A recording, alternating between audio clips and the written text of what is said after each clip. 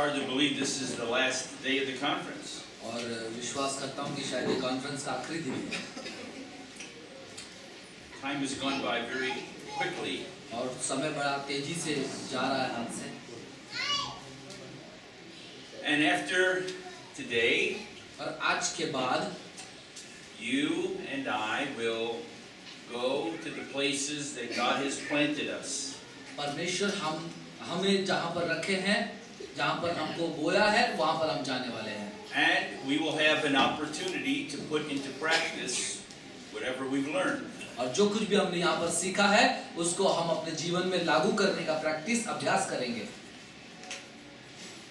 And for the last session, और जैसे पिछला सत्र हमारे बीच हुआ, let me invite you to turn in your Bibles to the book of Hebrews, chapter 4, please. मैं आपको न्योता देता हूँ कि आप इब्रानियों की पत्री उसके अध्याय 4 में चलें मेरे साथ। We will look at verses 14 through 16. 14 से 16 तक हम देखेंगे। Hebrews chapter 4, verses 14 through 16.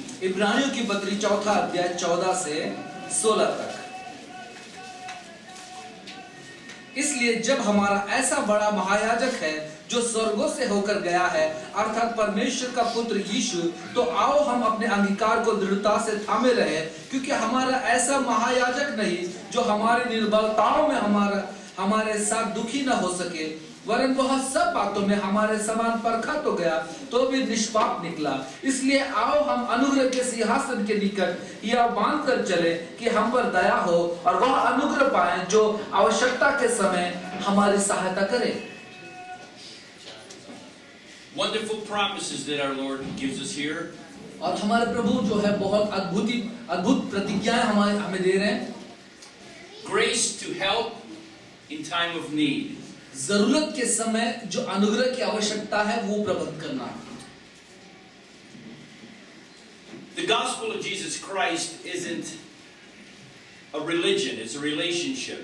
और मसीह का जो सुसमाचार है वो धर्म नहीं है परंतु रिश्ता है। There's a lot of differences between relationship and religion.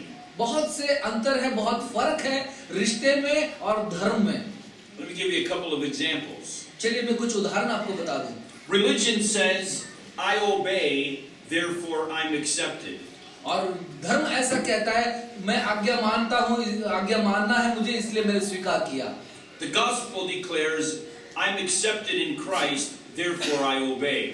और सुसमाचार ये कहता है कि क्योंकि मुझे स्वीकारा गया इसलिए मैं आज्ञा मानता हूँ। Religion says, I obey God to get things from God. और धर्म कहता है कि मैं परमेश्वर का आज्ञा इसलिए मानता हूँ कि मैं परमेश्वर से कुछ पाऊं।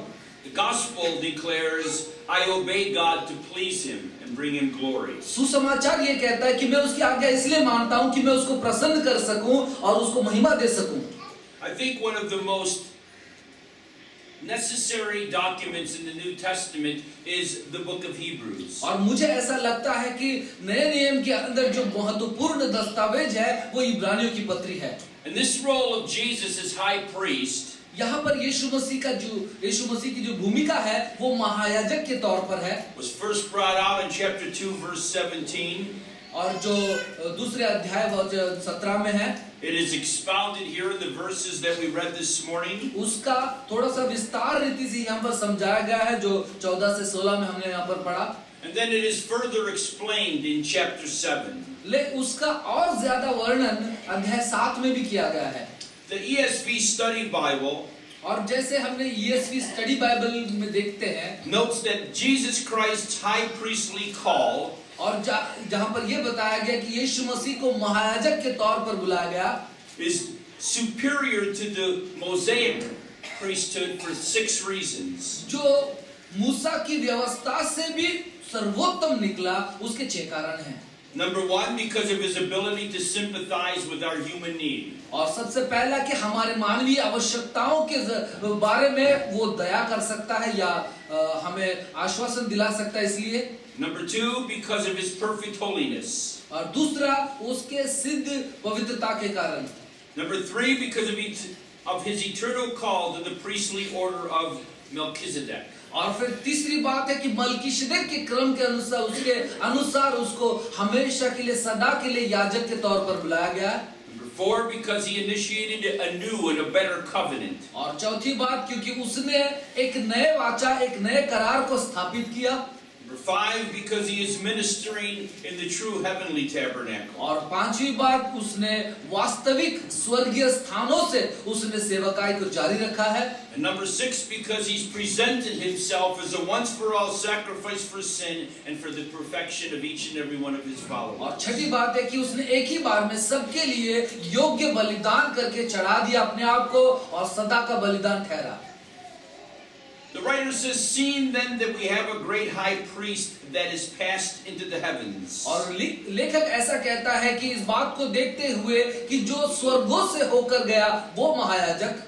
Well, if we're going to properly understand the role of Jesus as the high priest, और हम यीशु मसीह की जो भूमिका है उसको अच्छे से समझेंगे कि एक महायाजक के तौर पर, it's important that we understand the role of the high priest in the Old Testament. और उसको समझने के लिए पुराने नियम के अंदर जो महायाजकों की जो भूमिका, जो कर्तव्य था उनका, उसे समझना जरूरी The है। high priest in the Old Testament पुराने नियम के जो महायाजक हुआ करते थे would pass through the various courts. और उन्हें अलग अलग कोर्ट से जाना पड़ता था। Court of the Gentiles, और जो अन्य जातियों का आंगन, the court of the women, और स्त्रियों का आंगन, the outer court. और दूसरा वेदी का आंगन, Then he would go into the tabernacle itself, और फिर उसके बाद वो मिलाप वाले तंबू में जाएगा। but he would only go behind the veil into the Holy of Holies once a year. लेकिन वो उस महापवित्र स्थान के अंदर जो पर्दे के अंदर है, पीछे है, वहां पर साल में एक ही बार जा सकता है। And the writer to the Hebrews tells us, लेकिन इब्रानियों का जो लेखक है वो ऐसा कहता है, just as the high priest went through all of those courts to enter into the holy place once a year, और जैसे महायाजक साल में एक बार उन सारे आंगनों से होके गुजरता है, Jesus Christ passed through the heavens and appeared into the very throne room of God. और वैसे ही यीशु मसीह भी स्वर्गों से होकर सीधे परमेश्वर के दरबार में उपस्थित हुआ। Many of the things that we read about in the book of Hebrews were revealed in shadow form or a type in the Old Testament. और कई ऐसी बातें हैं जो नए नियम में जो उसका उसे खुलासा किया गया है, तो वो सारी कई बातें वो शिल्पी के अंदर बंद के समान हैं। The writer to the Hebrews would say in chapter 8, और इब्रानियों का लेखक 8वें अध्याय में ऐसे कहते हैं, we have such a high priest who is set at the right hand of the throne of the majesty in the heavens. और हमारे पास ऐसा एक महायाजक है जो सर्वसामर्थ्य के दाहिनी ओर बैठा है, A minister of the sanctuary और जो पवित्र स्थान का सेवक है, and of the true tabernacle, और वो सच्चा, वो वास्तविक पवित्र स्थान, which the Lord pitched and not man. और जिसे परमेश्वर ने स्वयं बनाया है, किसी मनुष्य ने नहीं। For every high priest is ordained to offer gifts and sacrifices. हर एक महायाजक के लिए ये नियुक्त था, ये तय था कि वो बलिदानों को चढ़ाए, होम बलि चढ़ाए। Wherefore it was necessary that this man और इसलिए जरूरत था कि इस मनुष्य को have something to offer also. और उसके पास भी कुछ उसको बलि चढ़ाने के लिए था। For if he were on earth, यदि वो पृथ्वी पर जब था, he, that is Jesus, वो जो यीशु, should not be a priest, seeing that there are priests that offer gifts according to the law. और वो व्यवस्था के अनुसार वो बलिदान नहीं, And they serve as an example and a shadow of heavenly things. और जो स्वर्गीय बातों की जो परछाइयां हैं वो यीशु है। And so when the Bible says Jesus passed into the heavens, और इसलिए बाइबल कहता है कि यीशु स्वर्गों से होकर गया, the earthly type was replaced by the heavenly reality. और ये जो पृथ्वी का जो तौर तरीका है उसके स्थान पर स्वर्गीय स्थानों पर वही तरीका का उपयोग किया गया है। Once every year, साल में एक बार, on the Day of Atonement, और वो प्रायश्चित के दिन, the high priest alone would go there into the Holy of Holies. और केवल वो महायाजक जो है महापवित्र स्थान या अति पवित्र स्थान में वो जाया करता, And he would go to make atonement for all of the sins of the nation. और पूरे राष्ट्र के पापों के लिए वो प्रायश्चित करता। If he entered there improperly or at any other time, he would die. और यदि वो किसी भी तरह की कोई गलती से या भूल चूक के कारण चला जाए तो वहीं पर वो मर जाता। And when he went into the Holy of Holies, जब वो अति पवित्र स्थान में जाया करता, he would sprinkle the blood of that animal on the mercy seat. और वो दया आसन के ऊपर वो उस लहू का छिड़काव पहले करता, And in the very presence of God, he would do this. और वो स्वयं वास्तविक परमेश्वर की उपस्थिति में उस महिमा में वो करता है। And when he was in that Holy of Holies, और जब वो अति पवित्र स्थान में जब हुआ करता है, there was a hush outside. और बाहर जो है Quietness. हाँ, जब बाहर लोग बड़े शांत रीति से वहां पर प्रतीक्षा करते, The people were no doubt interceding. और लोग जो है शांत खड़े रहते वहां पर They इंतजार were में। no doubt praying. और कोई बात नहीं, वो लोग जरूर प्रार्थना कर रहे And when the हैं। high priest came out alive, और जब महायाजक जिंदा जब बाहर आ जाए, there would be a real sigh of relief. और वहां पर वो लोग सुकून महसूस करते हैं, Because that meant that God had accepted the sacrifice for their sins for another year. और क्योंकि उनका ऐसा मानना था कि परमेश्वर ने एक और साल के लिए उनके बलिदान को, उनके पापों के बलिदान को स्वीकार किया। But Jesus is unlike the earthly high priests. और जैसे यीशु जो एक महायाजक ठहरा हमारे लिए, Jesus does not take the blood of bulls and goats into the heavenly वो temple. महायाजक के तौर पर उसने किसी बैलों और बकरों का लहू लेकर नहीं प्रवेश किया उसने महापवित्र स्थान में, Nor does he even take the blood of a mere human being. और ना ही किसी मनुष्य के लहू को लेकर के गया। Hebrews 9:12 says, neither by the blood of bulls and goats, और इब्रानी 9:12 में लिखा है, ना तो बैलों का लहू ना बकरों का लहू, but by his own blood. परंतु अपने ही लहू को लेकर He entered in once into the holy place, और एक ही बार वो महापवित्र स्थान में प्रवेश करके having obtained eternal redemption for us. और अनंतकालिक छुटकारा उसने प्राप्त कर ली। It's important to notice he देखिए did जरूरी है, this once.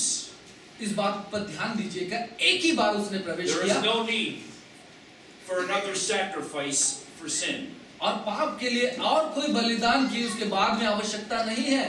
In fact, the Greek word once can be translated once and for all. और यूनानी शब्द जो वहां पर उपयोग किया गया, उसका यदि हम अनुवाद देखेंगे, उसका मतलब तो एक ही बार में सदा के लिए। Through the blood of Jesus Christ, और यीशु मसीह के बहुमूल्य लहू के द्वारा we are the recipients of eternal redemption. और हमें भी वो अनंतकालिक जो जीवन हमें मिला, छुटकारा मिला, उसके भागीदार हुए।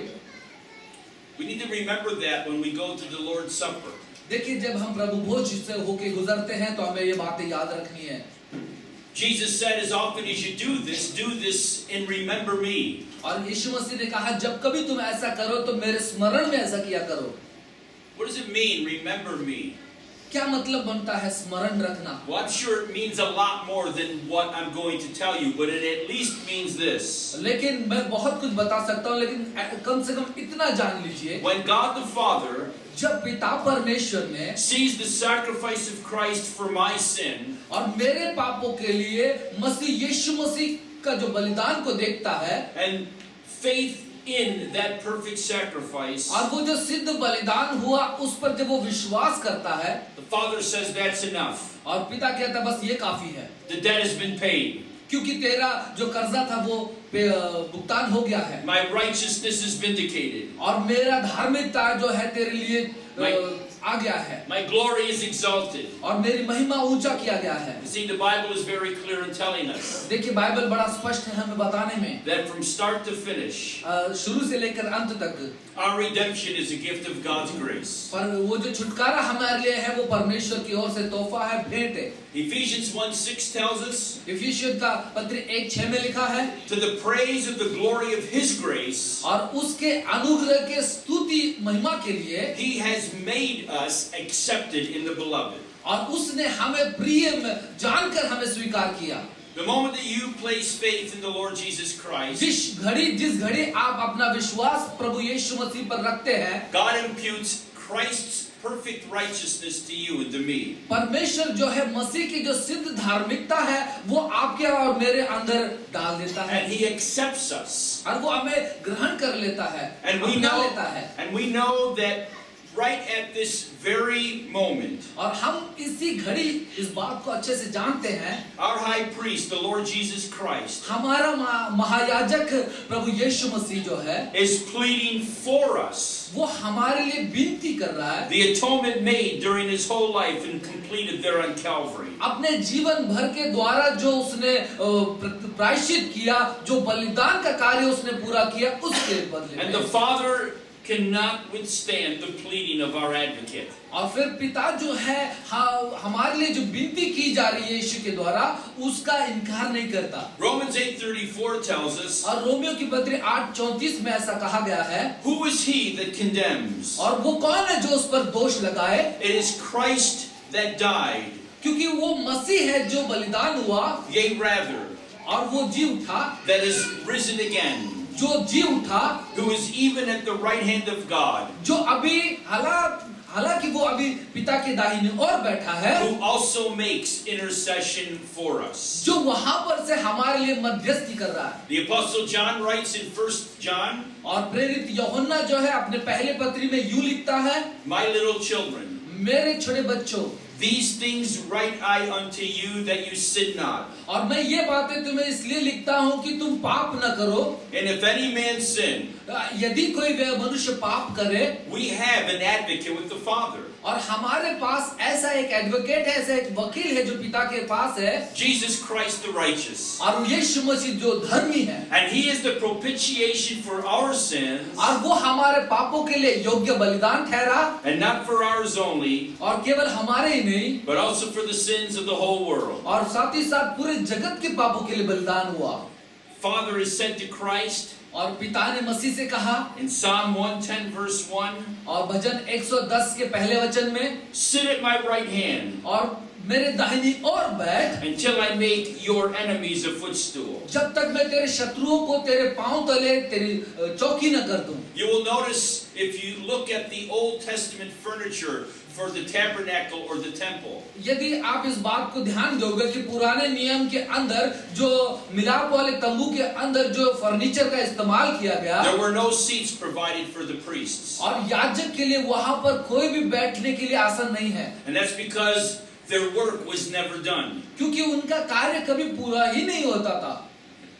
If you were a high priest in the Old Testament, all you needed to be employed was to have sinners. और आप यदि महायाजक होते पुराने नियम में, तो बस आपको जो है लोगों के पाप के लिए बलिदान करते रहना पड़ता। That's job security. और वो आपका काम जो है सुरक्षित रहता अगर ऐसा करेंगे तो। Because the nation of Israel, like us, are full of sinners. और क्योंकि इज़राइल का राष्ट्र भी हमारी तरह बहुत पापी थे। But it is very clear in the scriptures लेकिन वचनों में बड़ा स्पष्ट किया गया है that Jesus Christ, कि यीशु मसीह जो है right now, अभी इसी वक्त is seated at the right hand of the वो Father. पिता की दाहिनी ओर बैठा है, And that's because the atonement has been accomplished by Him. क्योंकि वो जो प्रायश्चित का कार्य जो है उसके द्वारा पूरा कर दिया गया है।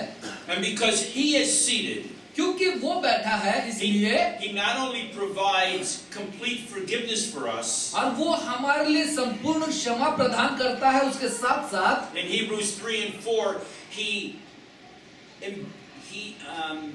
urges us to embrace this rest that we have as the children of God. इब्रानियों की पत्री 3 अध्याय 4 वचन में वो कहता है, परमेश्वर के संतान होने के नाते तुम भी इन बातों को ग्रहण कर लो। Speaking of Christ being seated, Hebrews 10:12 writes, और इब्रानियों की पत्री 10:12 में लिखा है कि मसीह जो दाहिने ओर बैठा है पिता के, but this man, लेकिन ये मनुष्य after he had offered one sacrifice for sins forever, और जो हमेशा के लिए एक ही बार पाप के लिए बलिदान हो गया, sat down on the right hand of God. और पिता के परमेश्वर के दाहिने ओर जा बैठा। Unlike all of the other priests that ever lived and died, और जो कोई भी याजक आज तक रहे और मर गए, Jesus lived यीशु भी जिया and died, और मरा, but rose again from the dead, लेकिन वो मुर्दों में से जी उठा, never to die again. ताकि वो दोबारा मरने पर नहीं है। That is why the whole Old Testament system of the priesthood is over.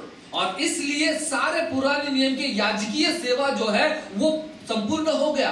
The church collectively is called a royal priesthood. और फिर सामूहिक तौर पर जो है कलीसिया को राजकीय याजक कहा जाता है। But there is only one great high priest over the church. लेकिन कलीसिया के ऊपर एक ही महान महायाजक है, And he doesn't live in Rome. और वो कोई रोम में नहीं रहता, He doesn't live in any city. और ना ही वो किसी शहर में रहता है, He's seated at the right hand of the Almighty Father. और वो सर्वसामर्थी पिता की दाहिनी ओर बैठा है, And his name is Jesus Christ. और उसका नाम यीशु मसीह है। And he is the final priest between man and God. और यहाँ पर मनुष्य और परमेश्वर के बीच एक ही अंतिम महायाजक है, Because he ever lives, he will never die. क्योंकि वो हमेशा के लिए जीता है, अब वो मरने पर नहीं मरेगा नहीं। He has his priesthood by an indestructible life. और उसने अपने वो अविनाशी जीवन के द्वारा किया। Hebrews 7:16 and 17 says इब्रानी की पत्री 7:16 और 17 में यूं कहा गया है that Christ was made not after the law of a carnal commandment, और वो नाशवान मनुष्य के वो उस आज्ञा के अनुसार उसको नहीं बनाया गया, but after the power of an endless life. और परंतु उस सामर्थ के जरिए जो अनंत जीवन के लिए है। For he testifies, क्योंकि वो ये गवाही देता है, you are a priest forever after the order of Melchizedek. क्योंकि तू मलकीशेदेक की तरह वो सदा के लिए याजक ठहरा। And because you and I have a great high priest क्योंकि आपके और मेरे पास ऐसा महान महायाजक है who is for us, जो हमारे लिए है, not against us, जो हमारे विरोध नहीं है, we are urged to hold fast the confession of our faith. और इसलिए हमारे अंगीकार को वो उस वाचा को जो है दृढ़ता से थामे रहने के लिए कहा गया Some है। translations say profession, और कोई ऐसा कहते हैं कि पेशा जो है उसको, some say confession, कोई कहता है अपने अंगीकार को, but that speaks of our belief in the essential doctrines of the faith. लेकिन ये हो या वो हो, लेकिन जो वो जरूरी विश्वास के शिक्षा के अंदर जो जरूरी है उसको मानना है, Especially with regard to Christ, his deity and humanity, and his fulfillment of all the Old Testament prophecies. विशेष करके उसकी जो सेवा कार्य, उसका जो प्रतिक्रिया था, उसका जो कर्तव्य था, उसके प्रति जो पुराने नियम के लोगों के अंदर नहीं कर सके। Now, it is not universally agreed who the human author of Hebrews is. और देखिए जागतिक तौर पर आज तक किसी ने इस बात का पता नहीं लगा पाया कि इब्रानियों के पत्री का लेखक कौन है, But this much we know without any controversy. लेकिन बिना कोई विवादास्पद के हम इस बात को निश्चित जानते हैं, All scripture is given by inspiration of God. सभी परमेश्वर के वचन जो है उसके आत्मा के द्वारा, प्रेरणा के द्वारा रचा गया है। And so when people want to debate, तो इसलिए जब लोग विवाद करना चाहते हैं इस बात पर, I think it's Paul, और कोई बोलता है कि मैं सोचता हूँ ये पौलुस ने I लिखा think है, it's this man, और मैं सोचता हूँ कि इस मनुष्य ने लिखा, I'm always right when I tell him it's the Holy Spirit. और जब मैं पवित्र आत्मा में बोलता हूँ तो बिल्कुल सही बोलता हूँ। Remember the context. संदर्भ को देखने की कोशिश कीजिए। Who is the Holy Spirit? No matter who the author is, the human author, who is he writing to? और सोचिए कि लेखक मानवीय तौर पर लेखक कोई भी हो, लेकिन पवित्र आत्मा इसका लेखक है, किसके लिए लिख रहा है? Let me give you a hint. और चलिए मैं और मदद देता हूँ। He's writing to Hebrews. और वो इब्रानी के लोगों को लिखता है, He's not writing to Italians. और वो इटालियन लोगों को नहीं लिख रहा है, He's not writing to Indians. और वो भारतीय लोगों को नहीं लिख रहा And है। although the truth that we're reading applies to us, हालांकि जो सच्चाई को हम पढ़ते हैं वो हमारे जीवन के लिए लागू भी होता है, he's writing to Hebrews. और लेकिन वो इब्री लोगों को लिख रहा है, That are second, nearly third generation believers. और जो करीब करीब दूसरे या तीसरे पीढ़ी के विश्वासी लोग हैं। The temple has not yet been destroyed. और वो मंदिर अब तक उसका जो है विनाश नहीं हुआ था, So गिराया नहीं it's गया था। prior to 70 AD. और ये तकरीबन 70 एडी के दरमियान, And many of the Jews were anticipating Christ to return immediately and set up his kingdom on earth. और बहुत से यहूदी लोग इस अपेक्षा में थे कि अब बहुत जल्द यीशु आएगा और पृथ्वी पर अपना राज्य की स्थापना करेगा। And many of them began to go back under the law of Moses. और बहुत सारे लोग जो है वापस वो मूसा की व्यवस्था के अंदर वो जाने लग गए थे। And that's why the Holy Spirit, और इसलिए पवित्र आत्मा ने, beginning in chapter 1, और उसने पहले अध्याय से शुरू किया, reveals how Christ is superior to the angels. और ये बताते हुए कि कैसे स्वर्गदूतों से भी उत्तम है मसीह, Superior to Moses. और मूसा से भी कैसे वो उत्तम है, Superior to the law. और व्यवस्था से भी वो उत्तम है, Superior to the priesthood. और जो याजकीय पद है उससे भी वो सर्वोत्तम निकला। Like Peter, और जैसे पतरस, he's telling these Hebrews, make your calling and election sure. और वो कहता है कि अपनी बुलाहट को निश्चय कर लो और उसको साबित कर दो। Hold fast that profession of faith. और वो विश्वास की कबूली को दृढ़ता से थाम लो। It's a profession that is made publicly when और we are water baptized. और जब हम पानी का बपतिस्मा लेते हैं तो वो आमतौर पर खुले आम हम हमारे विश्वास का ऐलान करते हैं, कबूल करते हैं। But their profession was being put to the test because of persecution. और सताव के कारण उनके जो कबूली थी उन पर सवाल उठ खड़ा हुआ या परेशान हुए। Remember Jesus gave the parable of the sower? और देखिए, याद कीजिए, यीशु मसीह ने जो बीज बोने वाले का दृष्टांत बताया। He said the stone or the seed that fell on rocky soil. और जो बीज जो है पत्थर या सड़क के किनारे जो गिरा हुआ बीज है, reveals how people had an emotional encounter with the Lord, but not a transforming encounter with the Lord. वो बीज के द्वारा हमें ये बताने की कोशिश की गई है कि कैसे लोग भावनात्मक तौर पर ये होते हैं और वास्तविक तौर पर विश्वास के आधार पर नहीं। And in that parable, he says, when persecution or trouble or adversity arises, they walk away from Christ. और देखिए, उसमें बताया गया कि जब विपरीत परिस्थिति आ जाती है, जब उनका विरोध हो जाता है, वे तकलीफ में आ जाते हैं, तो वे लोग कैसे छोड़कर चले जाते हैं। Same thing happened after Jesus performed the miracle of the loaves and fishes. और फिर वैसे ही हुआ चमत्कार जब यीशु मसीह ने 5 रोटी और 2 मछली का चमत्कार किया था। When he told the multitude that this is going to be your last free lunch with me, और जब यीशु मसीह ने कहा कि ये तुम्हारे साथ में जो तुम्हारे लिए ये आखिरी मुफ्त भोजन होगा, and from now on it's all about picking up your cross and following me. Remember what happened? और इसके बाद क्या होगा कि तुम्हें अपना क्रूस उठाकर मेरे पीछे चलना होगा। क्या हुआ उसके बाद? The vast majority of the people walked away. और बहुत भीड़ में से ज्यादातर लोग चले गए। And Jesus said और यीशु ने यूं कहा to the apostles, और प्रेरितों से, will you turn away also? क्या तुम्हें भी जाना है? And they said, where shall we go? उन्होंने कहा कि कहाँ जाएं हम प्रभु? You have the words of eternal life. क्योंकि तुम्हारे पास जीवन के वचन हैं। I think it's a legitimate question for all of us. It is for me. और जब मैं सोचता हूँ कि हम सब के लिए और मेरे लिए भी ये बड़ा सवाल है। Are we only fair weather believers और क्या कोई हम ऐसे बस एक विश्वासी के तौर पर हैं who are excited about the Lord when all of the glamour and all of the gifts and all of the good things are in our life? जब हमारे जीवन में प्रभु की ओर से ये सारे आश्चर्य कर्म होते हैं, जो वरदान बहते हैं, उसको देखकर हम खुश रहते हैं। But do we deny him when it becomes costly to believe? और जब ये बड़ा कीमत चुकाना पड़ता है उसके विश्वास के लिए, तब हम क्या करते हैं? Or will we stand firm even to death because we know whom we have believed? या फिर हम मृत्यु तक विश्वास में स्थिर रहते हैं क्योंकि ये जानते हुए कि किस पर हमने विश्वास किया है। There was an element of danger in where some of these Hebrews were coming from. और ये इब्री लोग जहां से आते थे वहां पर एक खतरनाक बात ये भी थी। And that's why he writes so pointedly in chapter 6 and in chapter 10. और इसके लिए वो विशेष तौर पर वो 6 और 7वें अध्याय में उनको केंद्रित करके उन बातों को लिखता है। But he seeks to grab their hearts. वो उसकी तलाश, उसकी खोज ये है, उसकी मनसा ये है कि उनके हृदय पर कब्जा करे। He seeks to bring them back to the reality of who Christ is and what he's done. उसकी मनसा ये है कि उससे उन्हें वापस मसीहत में लेकर आए और उनको समझाएं कि मसीह कौन है।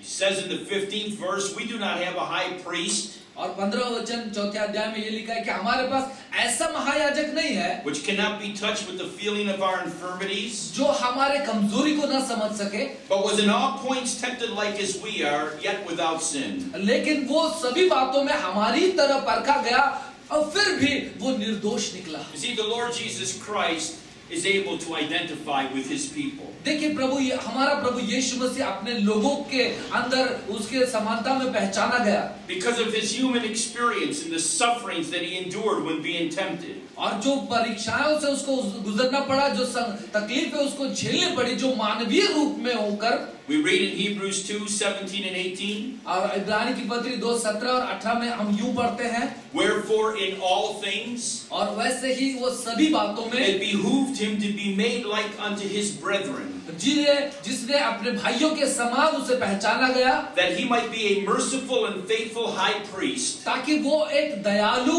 और कृपालु ऐसा महायाजक ठहरे, in things pertaining to God, और जो बातें परमेश्वर के प्रति, to make reconciliation for the sins of the people. और वो लोगों के लिए वो परमेश्वर के साथ उनके पापों के लिए मेल मिलाप करा दे। For in that he himself has suffered being tempted, और वो ऐसा करते समय स्वयं बहुत से संघर्ष से गुजरा और बहुत से परीक्षाओं से गुजरा, he is able to help them that are tempted. और इसलिए वो जो लोग ऐसी परीक्षाओं से तकलीफों से गुजरते हैं उनको वो समझता है। Now the Greek word for tempted अब देखिए परीक्षा लेना, उसके लिए इब्रानी शब्द ये है, यूनानी शब्द ये है, can refer either to temptation intended to bring one down, और कि ऐसे परीक्षा नहीं कि किसी को नीचे गिराने के लिए, or to test with the design to bring one up. या फिर उसके लिए ऐसी परीक्षा का आकार बनाया गया जिससे कि उसको उठाया जा सके।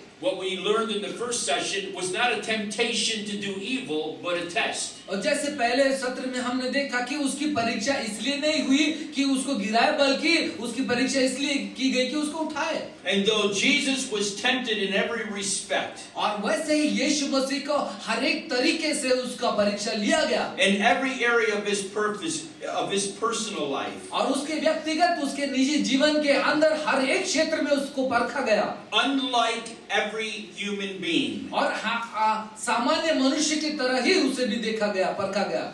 he remained sinless. वो ऐसा होते हुए भी निर्दोष रहा, And thus he is truly the holy high priest और इस कारण वो जो है वो पवित्र महायाजक ठहरा, who can relate to our infirmities and to our weaknesses. और जो हमारी कमजोरियों को और हमारे बीमारियों को समझ सकता है। You know, sometimes we think that because Jesus is God the Son, और कई बार ये समझ लेना अच्छा है कि यीशु मसीह जो है परमेश्वर और पुत्र परमेश्वर है, he could never know temptation the way that you and I do. और उसको शायद समझ में नहीं आएगा जो परीक्षा और प्रलोभन का सामना आप और मैं करते हैं। But the truth is, लेकिन सच्चाई तो ये है, Jesus Christ faced temptation much more severely than we ever have or ever will. और हम में से कोई भी ऐसी परीक्षा का न सामना किया था और न कभी होगा, ऐसे ऐसे वाक्यों से उसको गुजरना पड़ा। The sinless Jesus knew temptation in a way that we don't. वो पाप रहित यीशु मसीह जो पाप नहीं जानता था, Because only the one who never gives into temptation knows the full strength of a temptation. क्योंकि वो जो पाप से होकर गुजरता है या प्रलोभन से, क्षमा करना, प्रलोभन से जो होकर गुजरता है वही समझ सकता है कि परीक्षा क्या है। And while it is true that Jesus never faced temptation in an inner sense the way that we do, और उसके परीक्षाओं के समय में जैसा हम अंदर से महसूस करते हैं हमारे परीक्षा के समय, वैसा उसका एहसास नहीं था, because there was never a sinful nature pulling him to sin from within. क्योंकि उसके अंदर से ऐसी कोई भावना नहीं उठती थी जो उसको पाप करने के लिए मजबूर कर सके। But we know that he knew the strength and fury of external temptation. लेकिन हम इस बात से जान सकते हैं जो बाहरी तौर पर उसको जो सताव या जो उसके ऊपर परीक्षा आती थी उसके दरमियान हम In a way and to a degree that you and I will never know. और उस मात्रा के अंदर उस मात्रा का परीक्षा जो है आपको और मुझे कभी गुजरना नहीं पड़ेगा। He knows what we go through. लेकिन वो जरूर जानता है कि हम किस बात से गुजर रहे हैं, He's faced much worse. He's faced much worse. क्योंकि उसने हमसे ज्यादा शब्दों का, आलोचनाओं का सामना किया। In his wonderful apologetic book, C.S. Lewis, और C.S. लुइस ने अपने अपॉलोजेटिक किताब में ऐसा लिखा, in his book Mere Christianity, said this: और फिर अभी के मसीह जो उसके बारे में ऐसा लिखा गया, a silly idea एक ऐसी आइडिया है लोगों का is current that good people do not know what temptation means. अच्छे लोग ये कभी नहीं जानेंगे कि परीक्षा क्या है। This is an obvious lie. और ये बहुत बड़ा झूठ है। Only those who try to resist temptation know how strong temptation is. केवल वही लोग जो परीक्षाओं का सामना करते हैं, वही लोग परीक्षा क्या होती है वो लोग बता सकते हैं, समझ सकते हैं। After all, उसके बावजूद you find out the strength of the German army by fighting against it, not by giving in. और फिर आप जर्मन आर्मी के द्वारा जो युद्ध छेड़ी गई उसकी ताकत को सोच सकते हैं, समझ सकते हैं। A man who gives in to temptation जो मनुष्य जो परीक्षा में हार मान लेता है, after 5 minutes 5 मिनट के बाद simply does not know what it would have been like an hour later. और लेकिन वो कैसा था 1 घंटे के बाद उसको वो भूल जाएगा। That is why bad people, इसलिए बुरे लोग जो है in one sense, एक तौर पर know very little about badness. वो लोग बुराई के बारे में इतना कम जानते हैं। They have lived a sheltered life by always giving in. और क्योंकि वो लोग हमेशा हार मानने वाले एक छत्र छाया का जीवन वो लोग बिताते हैं, We never find out और इसलिए हम कभी इस बात को जान नहीं पाएंगे the strength of the evil impulse inside of us और हमारे अंदर जो बुराई का इतना ज्यादा जो प्रभाव पड़ा है उसको, until we begin to fight against it. जब तक हम उसके खिलाफ लड़ाई नहीं लड़ेंगे तब तक। And Jesus Christ, और यीशु मसीह, because he was the only man who never yielded to temptation, वही एकमात्र ऐसा है जो परीक्षा के सामने झुका नहीं, हार नहीं माना, is also the only man who knows और केवल वही एकमात्र ऐसा है कि जो जानता भी है to the full what temptation means. उस हद तक जानता है कि परीक्षा का मतलब क्या है। How would Jesus have been tempted? सोचिए यीशु मसीह की परीक्षा कैसे की गई, कैसे परखा गया उसे। He may have been tempted to lie to save his life. या फिर उसके जीवन में ऐसी परीक्षा आई होगी कि वो झूठ बोले और अपना प्राण बचा ले। He may have been tempted to steal to help his poor mother when Joseph died. और जब यूसुफ मर गया तो मरियम को मदद करने के लिए उसके जीवन में परीक्षा आई क्या कि वो चोरी करे। He may have been tempted to covet all the nice things that Zacchaeus owned. और शायद वो इस बात के लिए भी एक लालच के दरमियान भी वो कर सकता था। He may have been tempted to take revenge when he was wrongly accused. जब उस पर झूठे आरोप लगाए गए तब वो उनसे बदला लेने के लिए भी परखा गया होगा। He may have been tempted to lust when Mary wiped his feet with her hair. और जब वो मरियम ने जो है उसके पांव पर इत्र डाले उस समय उसके अंदर वो प्रलोभन भी आया होगा। He may have been tempted to pout with self-pity when his disciples fell asleep there in the garden. और जब गत्सेमनी के बाग में जब उसके चेले जो है वो नींद में आ गए, सो गए, तब वो भाग खड़ा हो सकता था। When the Bible says in all ways he is tempted like we are, many Bible-believing Christians don't believe that. और बाइबल ऐसा कहता है कि जैसे हम परीक्षाओं से गुजरते हैं उन सब क्षेत्रों में उसको भी परखा गया, लेकिन बहुत से बाइबल विद्वान लोग इस बात पर विश्वास नहीं करते। But the Bible tells us very clearly लेकिन बाइबल तो बड़े स्पष्ट रीति से कहता है that in all points Christ was tempted like we are, yet without sin. और हमारी तरह वो हर बातों में परखा गया, फिर भी वो निर्दोष निकला। I find that very, very comforting. और मुझे ये बड़ा दिलासा देने वाला वचन लगता है That you and I have a great high priest कि आपके और मेरे पास ऐसा एक महान महायाजक है who isn't like the pagan gods, और वो किसी अन्य जाति के देवता के समान नहीं, with no interest in what's going on in our lives. और कि उसको बिल्कुल भी दिलचस्पी नहीं है कि हमारे जीवन में क्या हो रहा है देखने की। No compassion. उसके अंदर कोई तरस नहीं। We can be comforted by this truth. इन सच्चाइयों के द्वारा हम अपने आप को दिलासा दे सकते हैं That Christ has felt the tug of the temptation. Every temptation you and I have, he's felt that tug. कि मसीह को ये मालूम है, वो समझता है कि आप और मैं कौन से परीक्षा और कौन से प्रलोभन से होके जाते हैं और उसका प्रभाव कैसा रहता है। And he's there to help us. और वो साथ ही साथ हमें मदद करने के लिए भी है And he's there to strengthen us. और साथ ही साथ हमें बलवंत करने के लिए The Bible says, a bruised reed he shall not break. और बाइबल कहता है वो कुचले हुए को निराश नहीं करेगा And a smoking flax shall he not quench, और जो जलते हुए दिए को वो नहीं बुझाएगा till he send judgment unto victory. और जब तक उस न्याय को वो जय न प्राप्त कर ले। We read in 1 Corinthians chapter 10 verse 13 और पहला कुरिन्थियन 10वां अध्याय 13वें पद में हमने देखा that there is no temptation taken you but such as is common to man. और ऐसा कोई भी परीक्षा हमारे ऊपर नहीं आया जो मनुष्य के तौर पर हमारे लिए है। But God is faithful, लेकिन परमेश्वर उन सब बातों में विश्वास योग्य है who will not allow you to be tempted above that which you are able, और हमारी क्षमता के आगे वो हमारी परीक्षा होने नहीं देंगे, but will with the temptation लेकिन उस परीक्षा के समय में also make a way to escape हमारा निकास भी करेगा that you may be able to bear it. ताकि हम सिद्ध रूप से बाहर निकलें। Because we have a great high priest who stands in the presence of God for us right now. क्योंकि हमारे पास ऐसा महान महायाजक है जो हमारे लिए इस वक्त मध्यस्थ करते हुए खड़ा है। Come boldly unto the throne of grace, इसलिए आओ हम हिया बांध कर अनुग्रह के सिंहासन के पास चलें, that we may obtain mercy and find grace to help in time of need. ताकि हमको वो दया मिल सके जो हमें जरूरत के समय अनुग्रह प्रदान करे। At the time that the book of Hebrews was written, जिस समय में जिन दिनों में ये इब्रानियों की पत्री लिखा गया था, the teaching rabbis taught that God had two thrones. जो रब्बी लोग वहां के शिक्षक उपदेशक थे वो लोग कहते थे कि वहां पर दो सिंहासन है, One of mercy and one of judgment. और एक दया आसन है और एक न्याय आसन है। They said that because they knew that God was both merciful and just. वो लोग इसलिए कहते थे क्योंकि वो लोग जानते थे कि परमेश्वर दयालु है और धर्मी है न्याय करने में। But they could not figure out how to reconcile this quote-unquote dilemma. और वो लोग अपने जीवन में कभी भी ये तर्क नहीं निकाल सके कि कैसे ये दोनों आसनों को जोड़कर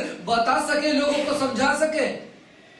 According to them, और उनके मत के अनुसार on one throne he would show judgment, एक सिंहासन पर वो न्याय करेगा, and on the other throne he would show mercy. और दूसरा सिंहासन पर से वो दया दिखाएगा। But here the writer to the Hebrews, लेकिन यहाँ इब्री के लोगों के लिए जो लेखक है वो यूं कहता है, who was writing to Hebrews, जो इब्री लोगों के लिए लिख रहा है, would have understood what I just told you clearly. जो मैंने अभी आपको बताया आप समझे होंगे बड़े स्पष्ट रीति से। He tells them who are seeking to go back under the law, और जो लोग इस बात की धुन में हैं कि चलो हम व्यवस्था में वापस चले जाएं, that because of the finished work of Jesus Christ, और उनको ये बताने की कोशिश की यीशु मसीह के संपूर्ण किए हुए कार्य को we see mercy and judgment reconciled into one throne. ये बताने की कोशिश कर रहा है कि दया और न्याय जो है उसको मिलाकर ये अनुग्रह का सिंहासन बनाया गया है।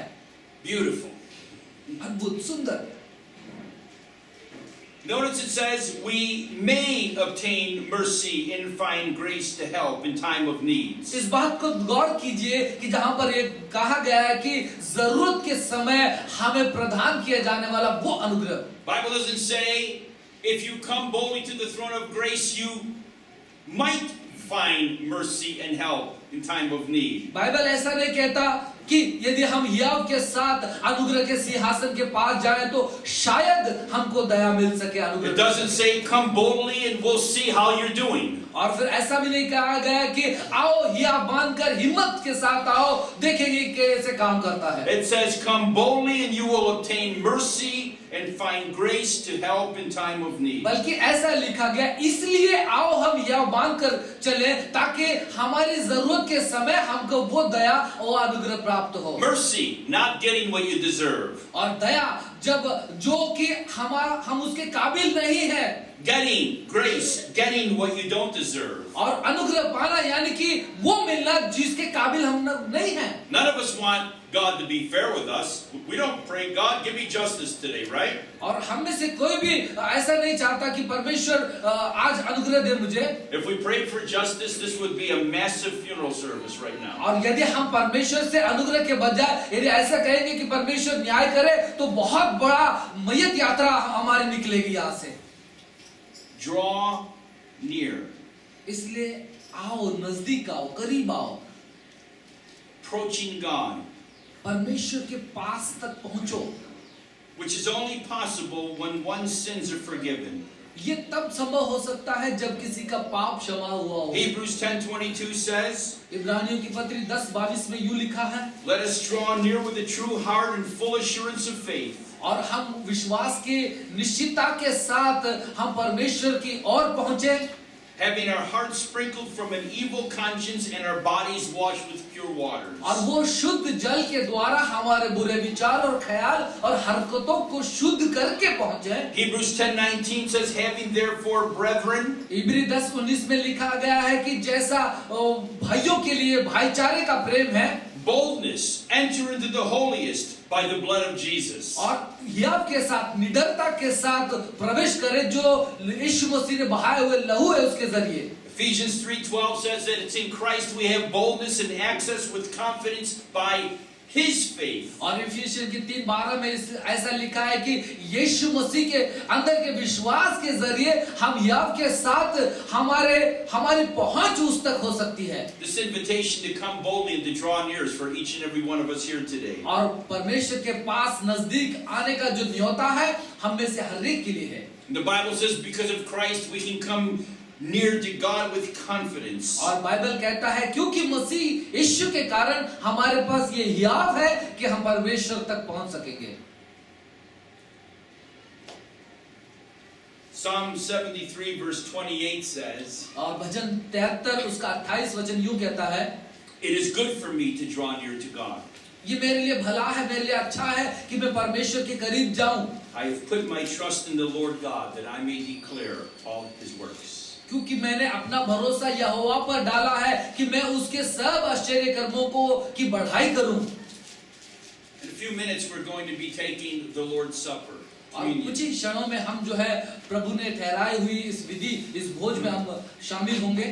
And I want us to saturate our minds and our souls with some wonderful truths. और मैं चाहता हूं कि हम हमारे मनों को, हमारे विचारों को जो है इन सच्चाइयों से शुद्ध कर लें। Because of the merits of Jesus Christ, यीशु मसीह के कारण we are objects of God's love.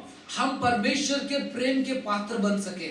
But God was rich in mercy for His great love wherewith He loved us. और परमेश्वर जो दया का धनी है उसके कारण जो प्रेम उसने हमें दिखाया उसके जरिए, Because of the merits of Jesus Christ, we are objects of God's grace. यीशु मसीह के कारण हम परमेश्वर के अनुग्रह के पात्र बने। Ephesians 2:8 says, for by grace are you saved. और इफिसियन 2:8 में लिखा है कि अनुग्रह के द्वारा तुम्हारा उद्धार हुआ है। Because of the merits of Jesus Christ, we are objects of His power. उसके सामर्थ्य के हम पात्र बन सके यीशु मसीह के कार्य के कारण। Ephesians 1:19 says, इफिसियन 1:19 में लिखा है, and what is the exceeding greatness of His power toward us. उसका सामर्थ्य का कितना बहुतायत है जो हमारी और हमारे प्रति है। Because of the merits of Jesus Christ, we are objects of God's faithfulness. और परमेश्वर के विश्वास योग्यता के पात्र हम बन सके यीशु मसीह के कारण। Hebrews 13:5 says, for He has said, I will never leave you nor forsake you. और इब्रानी 13:5 में लिखा है कि मैं तुम्हें कभी नहीं छोड़ूंगा और कभी नहीं त्यागूंगा। Because of the merits of Jesus Christ, we are objects of His peace. और हम उसके शांति के पात्र बने। Colossians 3:15 says, and let the peace of God rule in your heart. और कुलिस्सी 3:15 में लिखा है कि परमेश्वर की शांति तुम्हारे हृदय, तुम्हारे मनों पर राज करे। Because of the merits of Jesus Christ, we are objects of His consolation. और फिर यीशु मसीह के कार्य के कारण हम उसके सांत्वना के भागीदार बने। 2 Thessalonians 2:16 says, our Father has loved us. और दूसरा थिस्सलुनीका 2 Thessalonians 2:16. दूसरा थिस्सलुनीका 2:16 में लिखा है कि पिता ने हमसे प्रेम किया है। Our Father has loved us. पिता ने हमसे प्रेम किया है and given us everlasting consolation. और हमें अनंतकालिक का दिलासा हमको दिया And है। lastly, because of the merits of Christ, और आखिरकार यीशु मसीह की किए हुए कार्यों के कारण, बलिदान के कारण, we are objects of Christ's intercession right now. और हम जो है मसीह ने जो हमारे लिए मध्यस्थ किया है उसके फल हैं। He ever lives to make intercession for us. और वो हमेशा हमारे लिए मध्यस्थ करने के लिए जी रहा है। Let me close with this. इससे मैं समाप्त करूं। God the Father, पिता परमेश्वर, with Jesus at His right hand, और यीशु मसीह जो उसके दाहिने ओर है, what we learned here, and जो कुछ हमने यहाँ पर सीखा अभी, graciously dispenses help from heaven. और वो अनुग्रह से बड़े दयालु रीति से हमारे लिए मदद पहुंचाते हैं। To those who need forgiveness, और वो मदद जो जिन्हें क्षमा की जरूरत हो, or to those who need strength, या फिर किसी को शक्ति या बल की जरूरत हो, when tempted or tried. जब उन पर परीक्षा आती है या उनको परखा जाता You है। know, if God were to look upon us through the lens of the law of works, और जब परमेश्वर का कार्य होता है तो परमेश्वर जो है उस अनुग्रह से हमको देखते हैं, He would be seated on the throne of justice. और जो न्याय आसन पर विराजमान है He would be a strict judge, और वो एक सही न्याय है। and we would all be condemned. यदि वो सख्ती से न्याय करता तो हम सब दोषी ठहर जाते, But being propitiated और बल्कि वो हालांकि वो एक दयालु है and atoned by the blood of Jesus Christ, और वो जो है वो यीशु मसीह के लहू के द्वारा उसका कीमत अदा कर दिया गया है, God's throne इसलिए परमेश्वर का सिंहासन is जो a है throne of grace. वो अनुग्रह का सिंहासन बन गया It's a throne of mercy, और दयासन बन गया, from which He represents Himself to us as God, a God, through Christ. और जिसके द्वारा वो अपने आप को दिखाता है, अपने आप को साबित करता है कि परमेश्वर वो परमेश्वर पिता है। Our God is a God of forgiveness. और हमारा परमेश्वर क्षमा करने वाला परमेश्वर Our है, God is a covenant God. और हमारा परमेश्वर करार पूरा करने वाला, वाचा पूरा करने वाला परमेश्वर है।